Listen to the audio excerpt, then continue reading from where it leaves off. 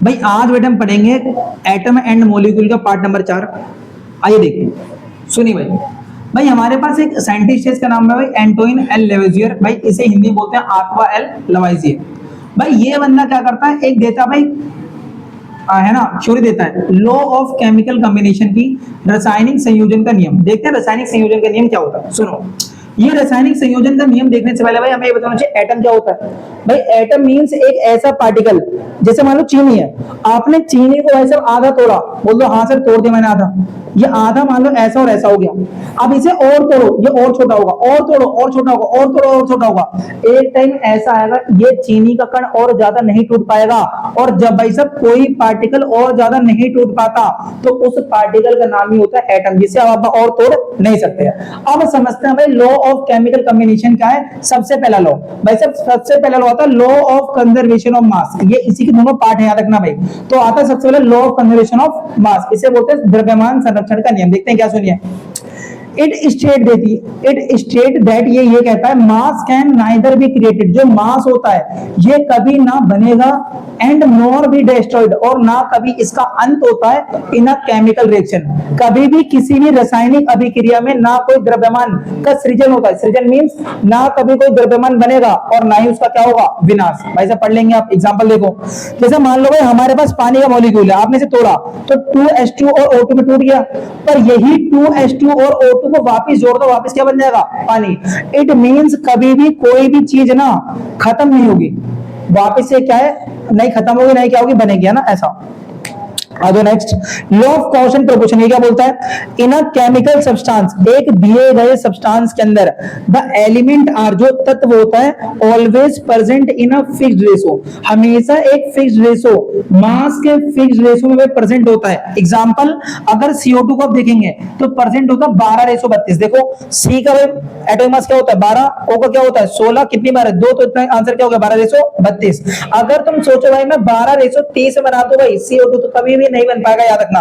हमेशा याद रखो, कभी भी कोई केमिकल सब्सटेंस है, इसके अंदर जो एलिमेंट है, इसके अंदर जो एलिमेंट है, ये हमेशा फिक्स्ड रेशियो में होगा, ना ज्यादा और ना क्या होना चाहिए भाई सब, कम होना चाहिए। आगे वैसे डाल्टन एटॉमिक थ्योरी, डाल्टन का परमाणु सिद्धांत क्या बोलता है, ये हिंदी में लिखा है, पढ़ लेंगे हम नीचे वाला, है ना। अध्ययन डाल्टन का एटॉमिक सिद्धांत, सुनो भाई, परमाणु सिद्धांत। All matter is made up of very tiny particle, सारे के सारे पदार्थ छोटे छोटे कणों से मिलकर बने होते हैं, जिसका नाम क्या होता है, एटम। मतलब ये मार्कर हो गया, ये हो गया, ये पूरा बोर्ड हो गया, ये सब कुछ छोटे छोटे पार्टिकल से मिलकर बने हैं, जिसका नाम क्या हुआ, एटम।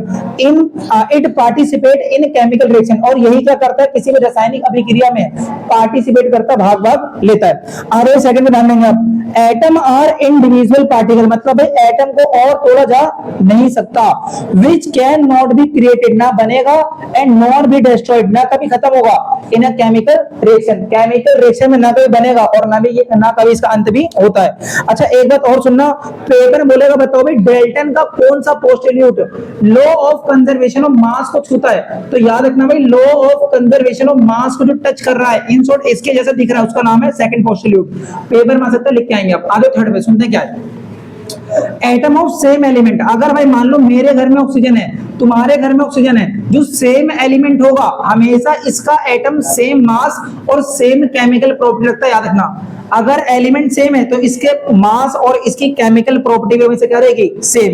अगर एटम भाई सब डिफरेंट है, इट मींस डिफरेंट एलिमेंट का एटम है, तो इसका भाई मास भी डिफरेंट होगा और केमिकल प्रॉपर्टी भी क्या रहेगी, डिफरेंट रहेगी। पांचवी बात हो, atom combine in the ratio of small whole number. मान लो भाई तुम्हारे पास H है, ये हो गया एलिमेंट का एटम, और तुम्हारे पास O है, ये हो गया भाई साहब एक एलिमेंट का एटम। कभी भी अगर आप इसे जोड़ रहे हैं तो स्मॉल होल नंबर में जुड़ेगा, आधा नहीं जोड़ सकते, पॉइंट में नहीं जोड़ सकते, हमेशा होल नंबर में जुड़ेगा, और जुड़ के क्या बनाएगा वो सर, कंपाउंड बना लेगा, जुड़ के क्या बनाएगा, यौगिक बना लेगा। सबसे लास्ट छठे बात है, ध्यान देना भाई, the relative number. Relative number क्या होता है, मींस जितने भी एलिमेंट के नंबर है ना, रिलेटिव मींस कंपेयर करो, CO2 C को आपने ऑक्सीजन से जाकर कंपेयर, मतलब रिलेटिव नंबर।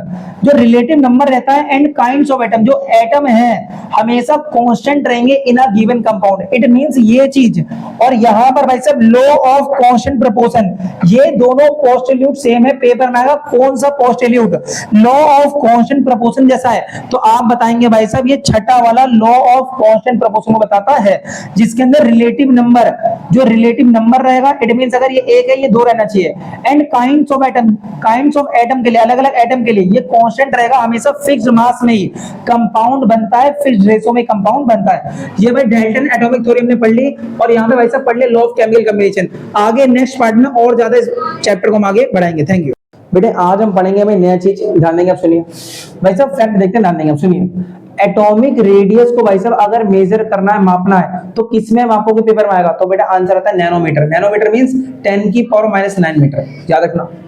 आ जाओ नेक्स्ट। भाई डाल्टन वो पहला साइंटिस्ट था जिसने भैया एलिमेंट के सिंबल का यूज करना क्या करा, शुरू, याद रखना। भाई बर्जीलियस वो साइंटिस्ट था हु सजेस्ट द सिंबल, जिसने बोला सिंबल विल बी मेड, बनेगा on behalf of first and second letter of element. मतलब एलिमेंट का पहला और दूसरे लेटर से क्या बन जाना चाहिए, सिंबल तुम्हारा बन जाना चाहिए। जैसे हीलियम का He, नियोन का Ne और ऑक्सीजन का क्या होता है बेटे, O। आ जाओ नेक्स्ट। भाई साहब आज प्रेजेंट टाइम पे अगर बेटे एलिमेंट का नाम देना है और एलिमेंट का सिंबल भाई सजेस्ट करना है, तो करता कौन है, IUPAC, international union of pure and applied chemistry. रट लेंगे बेटा। आ जाओ नेक्स्ट। भाई सम एलिमेंट, कुछ तत्व ऐसे होते हैं जिनका नाम ड्राइव करा जाता है ग्रीक लेटर से। सर क्यों, बताओ। देखो जैसे भाई आयरन को मैंने बोला भाई साहब आप क्या करेंगे, पहला और दूसरा वर्ड लेंगे, पर आयरन में भाई साहब Fe कहां से आ रहा है, जो आपने इसका भाई पहला दूसरा वर्ड लिया, बेटे पहला और दूसरा वर्ड लिया क्यों, क्योंकि Fe आयरन का जो भी नाम होता है ना ग्रीक में, ये होता है फेरम, तो हमने Fe यहां से लिया। भाई सोडियम का ग्रीक में नाम होता है नेट्रियम, तो हमने Na ले लिया इसका सिंबल। भाई पोटेशियम का नाम होता है कैलियम, तो हमने इसका सिंबल क्या ले लिया, K। मतलब सिंबल अगर बनाएंगे तो पहले और दूसरे लेटर से ही बनाएंगे। आते हैं नेक्स्ट। एटॉमिक मास क्या होता है भाई, the mass of an atom of an element, किसी एलिमेंट के एटम का मास क्या है, इसका नाम क्या होगा, एटॉमिक मास। आज बेटे एटॉमिक मास यूनिट क्या होती है, ध्यान देंगे आप। भाई एटॉमिक मास यूनिट क्या होती है, ध्यान देंगे आप। ये बोल रहा भाई साहब जो हमारे पास कार्बन 12 एटम का 1/12 मास है, बेटे कार्बन 12 एटम का जो 1/12 मास है, ये मास बराबर होता है एटॉमिक मास यूनिट के। इसी का नाम क्या होगा, एटॉमिक मास यूनिट। मतलब कार्बन लो इसका 12 हिस्सा कर दो, जो एक हिस्सा इसका रखेंगे वो एक एटॉमिक मास यूनिट की क्या होता है, बराबर होता है। और भाई साहब यहाँ पे आपका ये पार्ट भी क्या हो गया, खत्म।